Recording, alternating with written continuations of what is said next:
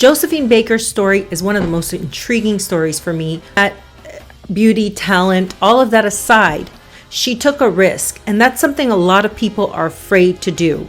Josephine Baker was popular in America, but became a megastar when she moved to France. So people need to go out of their comfort zone and get away from what is holding you back. And this is the perfect story to share why I believe that. Josephine Baker, pictured here, was born Frida Josephine McDonald, June 3rd, 1906 in St. Louis, Missouri. She was born to Carrie McDonald, a washerwoman, and Eddie Carson, a vaudeville drummer. Now, her father left shortly after she was born, so she was raised primarily by her mom and stepfather, Arthur Martin. Her upbringing was challenging and was shaped by poverty, racial discrimination, and a tumultuous family environment. Her family lived in a low-income neighborhood in St. Louis, known as the slums, and she often had to work, even from a very young age, to help support her family. Growing up in the segregated United States, Baker experienced racial discrimination firsthand. Now, poor Josephine Baker, she had to take jobs doing domestic work for white families. She had to drop out of school by the age of 13 because, she was at that one point at 13 living on the streets and performing in clubs and theaters to make a living. So she ended up joining a street performance group and later a vaudeville troupe. And then, she just made this leap and decided, I'm going to move to New York City for more opportunities. Baker moved to New York City, where she joined the chorus line of a show called Shuffle Along. Her performances were, well received, and she became a part of the Harlem Renaissance, a flourishing period, as many of you know, of cultural and artistic expression within the African American community. In 1925, Baker moved to Paris. Moving to Paris, she is in a performance called Le Revue Negre. I'm pretty sure I'm mispronouncing that. I'm not French.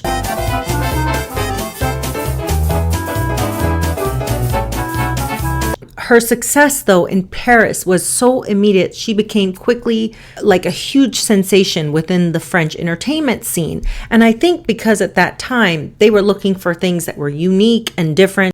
And for me, I think that's one of the things that make her story fascinating, is that she saw probably America for what it was. I'm just going to assume and go out on a limb here and say people who grew up in the 20s, 30s, 50s here in America experienced a lot of racism, a lot of segregation, a lot of, whites over there. You can perform for us, but you can't sit with us, you can't eat with us. And I've seen stories about Josephine Baker being taken under the wing, so to speak, by people like Grace Kelly, who became a princess of Monaco. I do want to mention that there is something, for me anyhow, when you have features like Josephine, if you pay attention to how she really looks, she looks like she could pass as a French woman here. I mean, I'm not trying to say that if she was dark skinned, she wouldn't have been welcomed with open arms. People talk about other countries and say, we don't experience the same level of racism that you guys experience there in the United States of America. We're probably the only country that talks about race so much that you have people on the internet saying things like, I didn't even experience racism. I didn't even know what that was until I came to the United States. And I, as somebody that's an immigrant, I can attest to that. The other thing is Josephine Baker was known for her exceptional dancing skills. She blended traditional African dance moves with modern dance and cabaret. She was a unique signature act, and people wanted to see her. There's this one called Danse Sauvage. She performed in a skirt made of bananas, and that became her iconic thing. Now, we've seen other celebrities try to replicate this, like Beyonce, but it's never the same, right? Because Diana Ross and Beyonce can try to attempt to replicate Josephine Baker, but it's, to me, foolhardy. They're not going to replicate. Just be yourself.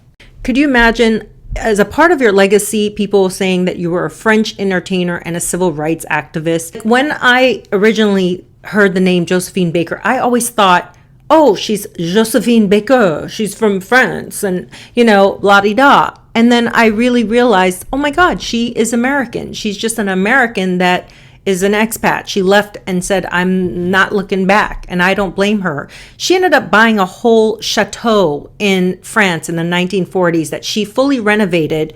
And today that chateau is like a museum of all her, everything from her history, right? All her performance outfits. And I'm sure it's one of those places you got to visit if you go to France. I mean, for me, this would be a dream of mine to have a chateau in Paris, right? I mean, it's so beautiful. There's so much history there. Looks like in this glass case, there's like a feather boa. And what I do like and appreciate when I found out that this was there is you could see all the, it looks like wax figures or cardboards. I don't know what that is. Somebody could tell me. But they have all these images of her all throughout this location, so you could see what she would look like and in this house. It's pretty amazing. They love this Masonic tile, you know, the black and white or the contrast. That's a very famous thing that Masonic people do.